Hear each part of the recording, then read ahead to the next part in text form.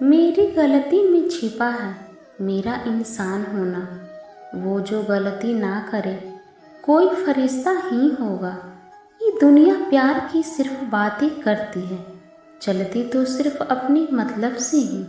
सड़क कितना भी साफ हो धूल तो हो ही जाती है, पर इंसान कितना भी अच्छा हो कभी ना कभी उससे भूल तो हो ही जाती है। भीड़ में सब लोग अच्छे नहीं होते और अच्छे लोगों की भीड़ नहीं होती। दोस्तों, दुनिया में सबसे ज़्यादा सपने इस बात ने तोड़े हैं कि लोग क्या कहेंगे। श्री कृष्ण कहते हैं, सुखी जीवन के लिए 5 मंत्र हमेशा याद रखें। पहला, यदि आप पूजा करते हैं तो आपको विश्वास रखना सीखना पड़ेगा। दूसरा, जिंदगी कितनी भी कठिन लगती रहे आप हमेशा कुछ न कुछ कर सकते हो और सफल भी हो सकते हो। तीसरा, जीवन की सबसे बड़ी खुशी उस काम को करने में है जिसे लोग कहते हैं तुम नहीं कर सकते। चौथा, दर्द ना होता तो खुशी की कीमत ना होती। अगर मिल जाता सब कुछ चाह लेने से तो इस दुनिया में ऊपर वाले की ज़रूरत नहीं होती। पाँचवा, अपने से ऊपर वाले को देखो तो लगता है कुछ भी नहीं है हमारे पास, और अपने से नीचे वाले को देखो तो लगता है बहुत कुछ है हमारे पास। एक मिट्टी की मूर्तियाँ बनाने वाले ने ईश्वर से कहा, तू भी कलाकार और मैं भी कलाकार। तूने मुझ जैसे असंख्य पुतले बनाकर इस धरती पर भेजे हैं, मैंने तेरे असंख्य पुतले बनाकर इस धरती पर बेचे हैं।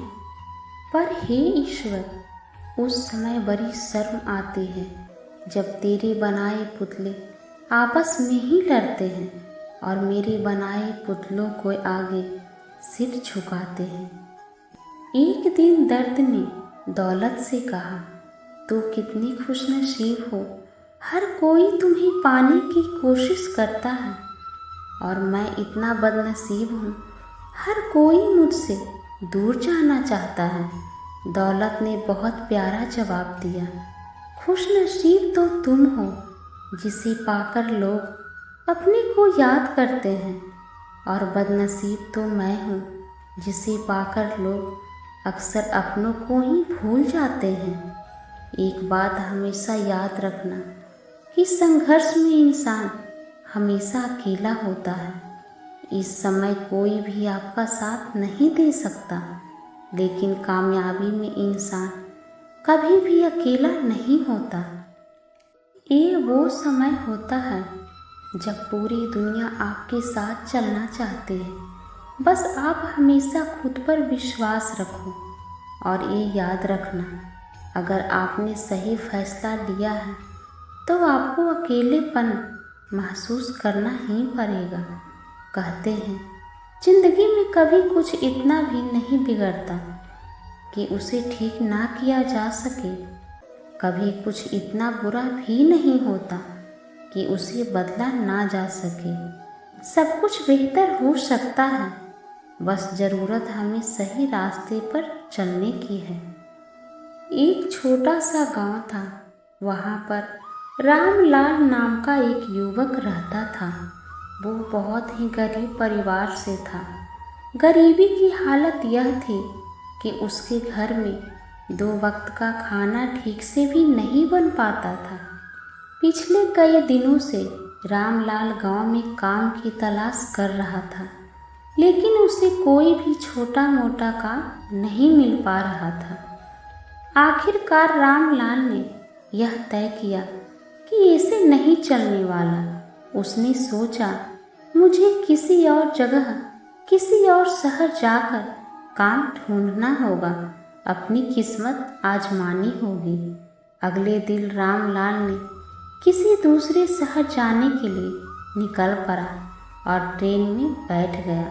सफ़र काफ़ी लंबा था, इसीलिए रामलाल की माँ ने उसे खाने के लिए टिफ़िन में सिर्फ रोटियां ही बना कर दी थी। क्योंकि सब्जी बनाने के लिए ना घर में कोई सामान था, ना ही जेब में पैसे। इसीलिए उसकी माँ ने उसे सिर्फ रोटियां ही दी थी। ट्रेन आगे बढ़ती जा रही थी।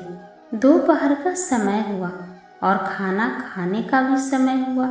रामलाल ने अपना टिफिन खोला और वह रोटियों को कुछ इस तरह से खाने लगा कि उसके आसपास के सभी लोग उसे देखने लगे। रामलाल पहले रोटी का एक टुकड़ा तोड़ता और उसे खाली टिफिन में घुमाता और फिर उसे खा लेता।